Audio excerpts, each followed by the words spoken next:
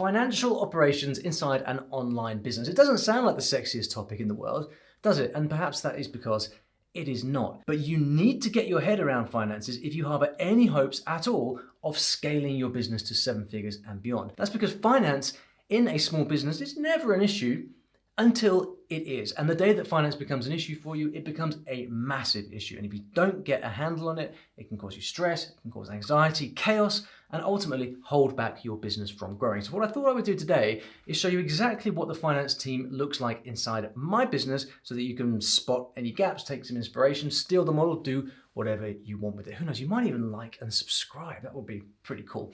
So let's dive in and take a look at that. In case you don't know me, my name is Olly Richards. I'm the founder of StoryLearning.com. It's a multi-7-figure online education business. I'm also a mentor and advisor to other online education entrepreneurs. So when I think about a finance team within a business, I think of it in 3 stages. Often I meet entrepreneurs who can't do everything themselves. So the first step here is to just understand what the different functions are that need to be taken care of. You've got front end, middle, and back end. On the front end, we've got invoices and payments. So this is where you've got contractors who need paying, freelancers, staff who need paying, software bills that need paying, and you've often got invoices that are flying around left, right, and center. Someone has to receive them, someone has to prepare them, someone has to send them to the bookkeeper, whatever. This is like the stuff that has to happen in the business for it to run. It's something that happens on a daily basis, or at least a weekly basis. And that's why I call it the front end. It's at the coal face. Then in the middle, you've got bookkeeping, and bookkeeping tells you what has happened. So bookkeeping says, here are some payments that have been made, have left the bank account, gone onto the credit card, and here is the person that payment has gone to. It's like a paper trail that documents everything that's happened in the business. It sits right in the middle because on the back end then, you've got reporting and accounting. If we just start with accounting essentially is your legal obligations. Accounting often doesn't give you all that much business intelligence. It doesn't really tell you how to run your business all that much. What it does do is catalog everything that's happened so that you can pay your taxes, you can do your, like all the different obligations that you've got legally. And reporting can happen in the accounting function if your business is quite simple, but a growing business typically needs a more sophisticated type of accounting called management accounting, which gives you reports and numbers in the way that you need them in order to make sense of them and in the way that you understand your business and then make strategic business decisions. So accounting is your legal obligations, and then management reporting or management accounting is what gives you the numbers you need to make strategic business decisions. And very few people really have this until they get to a very large scale, but it can be very useful. So those are the 3 ways that I think about the finance function within my business. So let's have a look at the flow of money, the flow of activities to see how that works. So it all begins at the invoicing stage, and this is people who do stuff for your business, submit invoices and have to be paid. Back in the day, I used to do all of this myself. We had a freelancer do something, they would send an invoice to me, I would then have to go into the banking to make the payment and then send the invoice on to our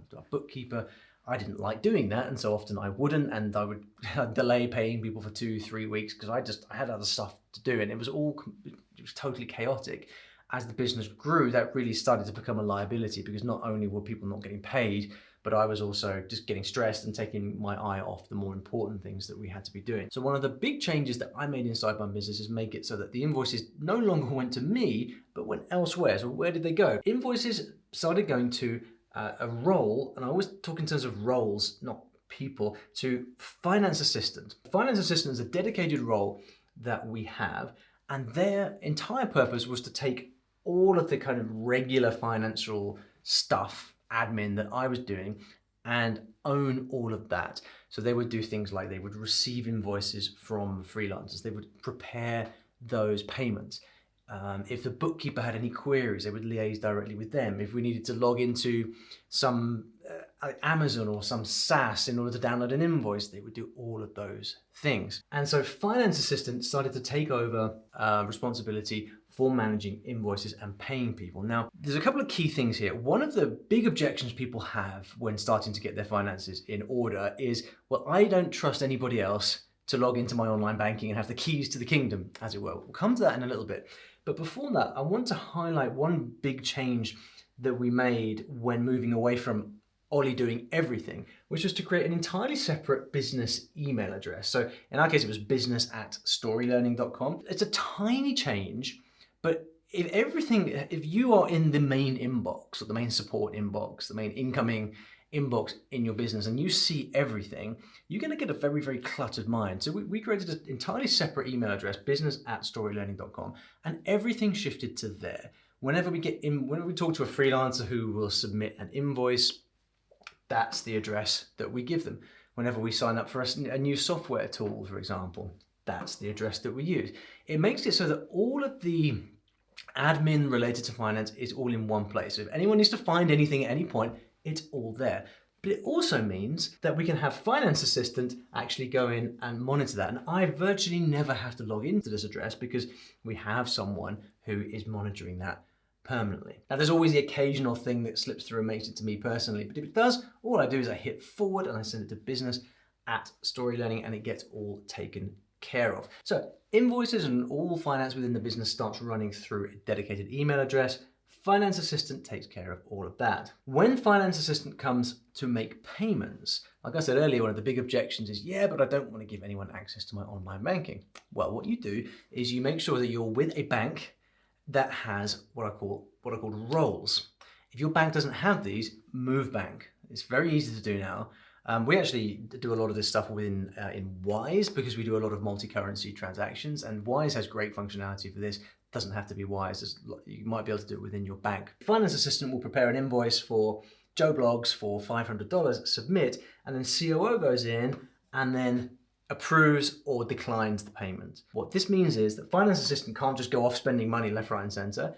A separate person has to approve those payments, and that gives you the security that you need to make sure that no funny business is going on. And this is one of the key principles of organizing finance, is to make sure that you have separate roles, at least 2 pairs of eyes on every single key function like payments, so that if anyone does get up to anything funny, someone is able to catch that. So invoices go to Finance Assistant prepares the payments, COO or anyone in your management team or you approves the payments, and just in this little operation there, you make it so that all of the kind of day-to-day obligations that you have to pay people, to keep up with your billing, that all gets taken care of completely separately to you. Now, depending on the size of your business, you may be looking at this and thinking, well, it only takes me 5 minutes, it's no big deal. Or you might be looking at that and thinking, man, I'm spending like 5 hours a week doing this stuff, which I was at one point. And so this is a huge shift to make. Now, up here then you've got Bookkeeper. And Bookkeeper, like we said, this is where we get into the kind of middle ground here. Bookkeeper's job is to catalog everything that has happened. So in the business, you're making payments, you're receiving money, you're cataloging invoices. The bookkeeper then needs to make sure that they have a clear record of everything that happens. And in case you don't know, what typically happens here is the bookkeeper will enter all this stuff into some accounting software like Xero or QuickBooks. And this really is a kind of separate function that doesn't have much involvement with these other places, unless they have queries. And what tends to happen is that every month there will be a payment, and for some reason the bookkeeper doesn't have the invoice to that payment.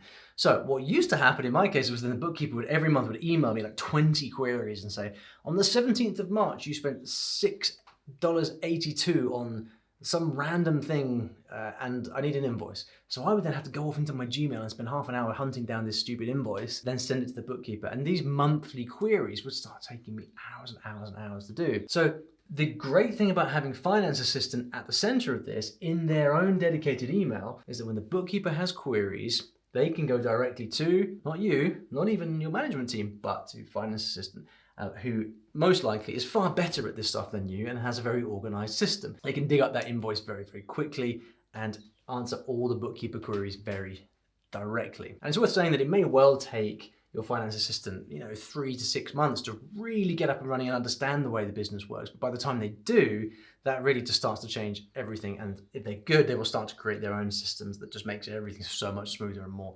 cataloged. So the bookkeepers in the middle there, they will then make sure that everything stacks up in your accounting software. You've got invoices, you've got receipts, everything's tagged properly. Beautiful. We know what has happened in the business. And then you get to the back end. And in the back end, then you've got management reporting and accountants. Now, the bookkeeper is like the source of truth, right? So the bookkeeper tells you everything that happened in the business that month. The accountant needs to know this because the accountant then needs to go off to the government and say, hey, these guys made $1 million and they've spent $500,000. That means they've got $500,000 in profit and this is the tax that they have to pay. But that's essentially what accountants do. But in order to file all these things properly, make sure you're paying the right sales tax, make sure that you're doing your payroll properly, make sure that you are paying the right taxes, you're making the right R&D deductions, whatever it may be. Accountants need to classify things in quite detailed ways. Different sources of income, different employees or contractors might need different codes, whatever. Usually, this is far too detailed for your purposes. In my case, I would be getting reports from my accountant and we'd have all these codes that were just not useful for me. So for example, when it came to staff, we'd have like staff costs, direct expenses, direct wages. It worked for the accountant, made sure that we paid our taxes, but it wasn't actionable, useful information for me as a business owner. And I think a lot of entrepreneurs start out this way because no one trains us on this stuff, right? And so we kind of just blindly trust what the accountants give us.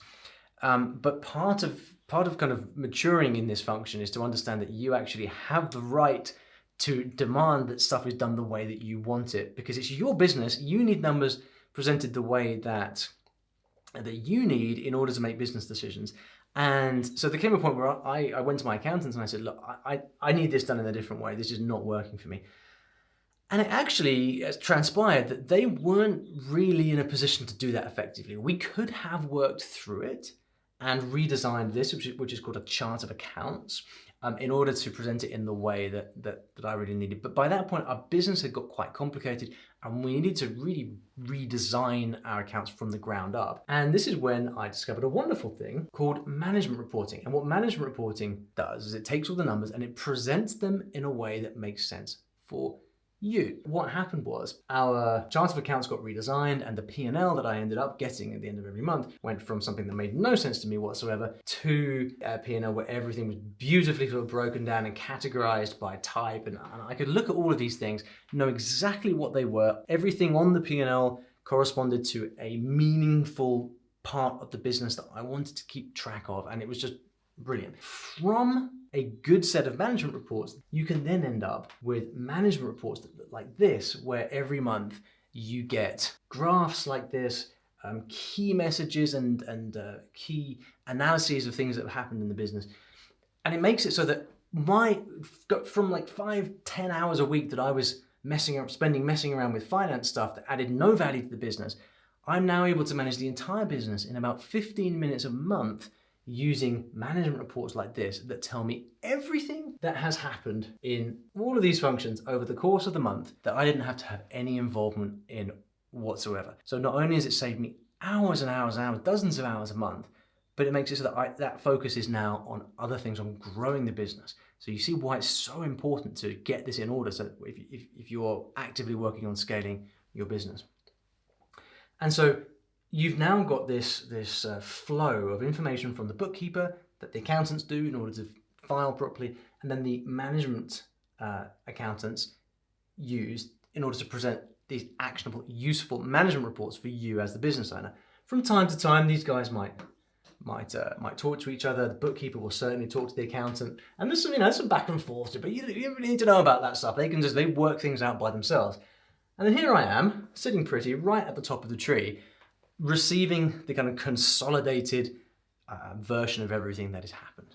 I get these reports from my management accountant, and then from time to time I get official looking letters that I have to sign and submit or whatever from my accountants. And that is the flow that I currently use in my business in order to manage all the finances of a multi-7-figure business in only 15 minutes a month. I actually have an entire training on this that's 3 hours long that goes into everything from like more stuff on the practical ways that you can set up the business, all through to managing your own personal finances from the business as a business owner, through to the mindset, the chaotic mindset of managing finances and remaining very zen in the whole process. If that's of any interest to you, the training is called Financial Zen. You'll find it in the description below. And once you've got this kind of system set up, it gives you the kind of clarity that you can then use to make bigger decisions about how you want to reinvest in the business. And knowing how to reinvest profits from the business so that you can scale is one of the most important things of all. And in this video over here,